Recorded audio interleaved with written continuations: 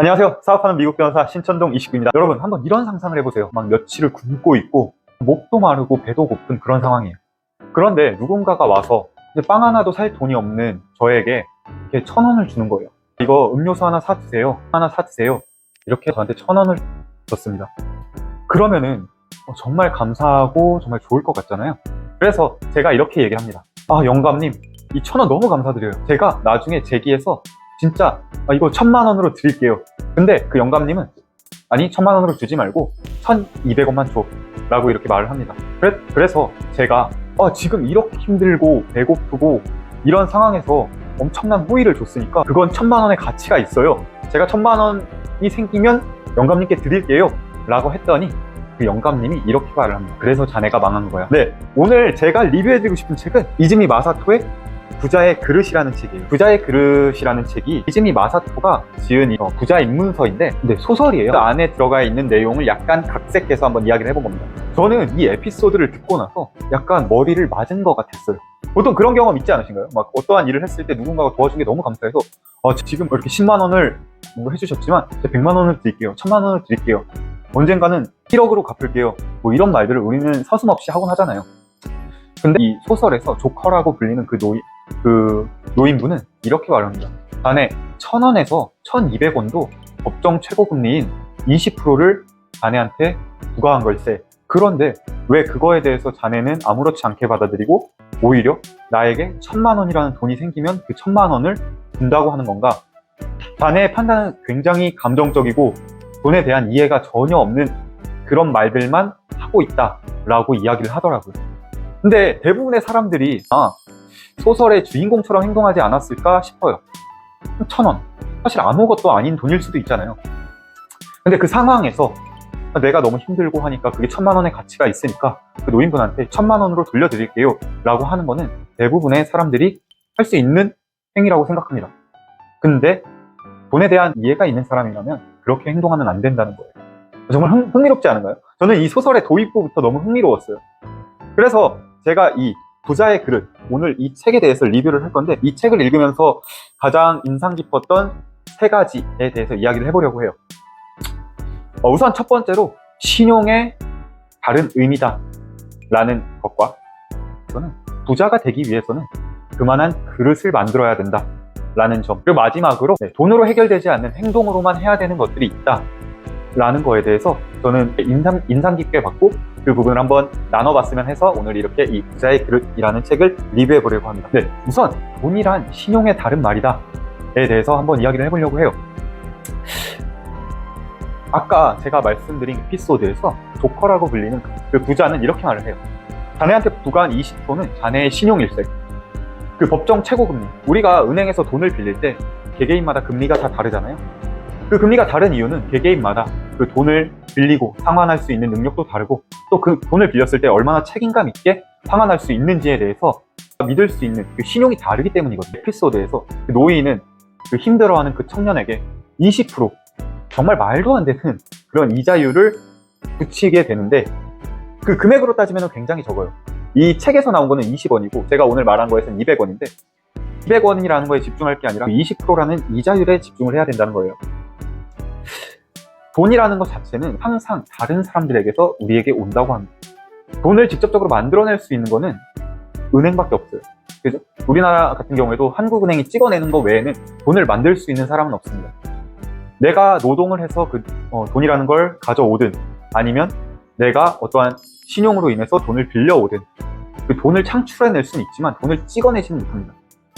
그렇기 때문에 돈은 항상 다른 곳, 내가 아닌 다른 사람들에게서 오는 건데 그 다른 사람들에게서 오는 거에 있어서 이 신용이라는 게 중요하다는 거죠. 이 신용이라는 게 없으면 돈을 빌릴 수도 없고 이 신용이라는 게 없으면 높은 이자율을 치르면서 돈을 빌려야 된다고 하는 겁니다. 그렇기 때문에 우리는 항상 어떤 행동을 할 때 항상 내가 신용이 있는 사람인가, 이 신용은 꾸준히 만들어 나가야 된다는 거에서 인지를 해야 된다는 거예요. 노인이 말한 그 20%의 이자율에 대해서 우리는 당연하게 받아들일 게 아니라 나의 신용이 이 정도구나, 이 사람이 나를 믿는 게 이 정도의 신용을 가지고 있는 거구나 로 받아들여야 된다는 겁니다. 저는 이 돈을 바라보는 관점에 대해서 그 에피소드를 보면서 좀 깨우쳤던 것 같아요. 노인인 조커가 말하는 우리가 항상 실패하는 이유는 돈을 쓰는 타이밍과 돈을 쓰는 방법 때문이라고 하거든요. 그 순간순간의 감정으로 인해서, 그 순간순간의 분위기로 인해서 돈을 사용하고 있진 않은지, 그로 인해서 내 신용이 무너지고 있진 않은지 항상 체크해야겠다는 그런 생각을 하게 되었습니다. 그리고 두 번째로 이 책을 읽으면서 제가 감명 깊게 읽었던 부분은 돈이라는 것, 그 부자라는 것은 점점 그 그릇의 크기를 키워나가야 한다라는 거에 대해서 또 한번 생각해 보게 되었어요. 우리가 어떤 복권을 샀다고 생각해 보세요. 50억이 당첨됐다라고 한번 가정을 해볼게요. 그럼 그 50억으로 어떤 일을 하실 건가요? 누군가는 그걸로 뭐 집을 살 수도 있을 거고, 뭐 차를 살 수도 있을 거고, 어떤 이는 뭐 사업을 할 수도 있을 거고, 각자의 뭔가 플랜이 있을 거예요. 근데 이 조커가 말하길, 그러한 돈이 들어와도 그 돈을 만져본 적이 없었기 때문에, 그 그릇을 담을 수가 없었기 때문에 그 돈을 담지 못하고 돈의 크기에 짓눌리게 된다는 겁니다. 우리가 막상 그 50억이라는 돈을 받으면은 이걸 어떻게 해야 할지에 대해서 그 그릇이 아직 자라나지 않은 상황이기 때문에 컨트롤할 수 없다라는 거예요. 이렇게 이야기를 할 수 있을 것 같아요. 뭐 1,000원, 5,000원을 쓰는 초등학생한테 갑자기 1억이라는 돈을 쥐어줬다고 합시다. 그럼 그 초등학생은 그 1억이라는 돈을 사용할 수 있을까요? 아마 올바른 판단을 내리고 사용하지 못할 확률이 높을 거라고 생각해요. 그거와 똑같이 그 액수만 커진다고 봤을 때 우리에게 그 50억이라는 돈이 주어졌을 때 과연 그 올바른 판단을 내릴 수 있을지에 대해서는 그 초등학생과 별반 다르지 않다라는 거죠. 그렇기 때문에 우리가 그 돈을 다룰 수 있는 능력에 대해서 꾸준히 많은 배틀을 휘두름으로써 그 경험을 쌓아나가야 한다는 거예요. 이 책에서 음료수를 마신 그 주인공이 망한 이유는 딱 하나였어요. 언제까지나 자신이 성공할 거라고 생각하고 배틀을 더 이상 휘두르지 않았다는 것. 그렇기 때문에 갑작스럽게 들어오는 돈에 대해서 컨트롤하지 못했고 그 그릇의 크기에 맞지 않는 일을 하다 보니까 짓눌리게 되고 무너지게 된 거죠. 그래서 이 책을 읽으면서 제가 느낀 거는 부자의 그릇, 이 그릇을 키우기 위해서 정말 수많은 배틀을 휘두르고 수많은 실패를 경험해야겠구나 라는 걸 한 번 더 느끼게 되었습니다. 그리고 마지막으로 이 책에서 가장 인상 깊게 읽었던 것 중에 하나가 돈은 인생의 가치 중에 정말 하나일 뿐이다. 근데 돈이라는 게 그런 것 같아요. 있으면 대부분의 일이 해결되긴 합니다. 근데 그게 정말로 최우선순위가 되었을 때 정말로 소중한 가치들에 대해서 우리가 잊고 살게 된다는 거예요. 이 책의 주인공은 자신의 딸이 생사를 오갈 정도로 아픈데 이것만 하고 이 사업만 일으키고 이렇게 많은 돈을 벌어다 주기만 하면 우리 가족이 행복하겠지 라고 생각했다가 가족이라는 가치에 대해서, 정말 배우자라는 가치에 대해서 잊고 살게 되었던 거예요. 그리고 또 나 자신에 대해서도 좀 나 자신보다 돈이 우선시 되었던 거죠. 이런 부분들은 돈이 해결해 줄 수 있는 부분이 아니라는 거죠. 우리가 어떠한 것들을 해내는 데 있어서 어떤 것이 더 중요한지, 어떤 것이 내 인생에서 정말로 행복을 가져다 주는지에 대해서 조금 더 명확하게 알아가야 된다. 명확하게 인지하고 행동해야 될 필요성이 있다. 돈이 세상의 전부는 아니다.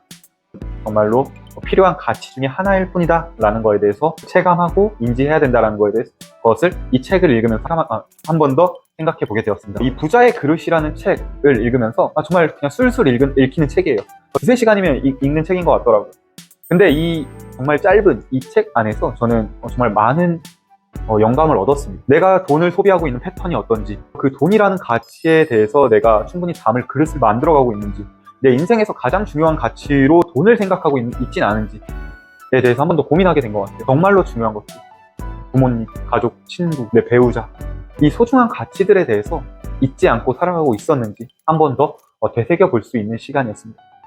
부자라는 거에 대해서, 돈이라는 거에 대해서 한번 인식의 전환을 하고 싶으신 분이라면 이 부자의 그릇이라는 책 한번 꼭 읽어보시길 추천드립니다. 1,000원을 빌렸는데 1,200원이 아닌 1,000만 원을 주겠다고 하는 저에게 그 노인은 그래서 망했어, 너는 그렇기 때문에 망한 거야 라는 이 말을 하는 것에 있어 정말 많은 생각이 들게 했던 책인 것 같아요. 구독자님들한테 묻고 싶습니다. 당신이 다룰 수 있는 돈의 크기는 어느 정도인가요?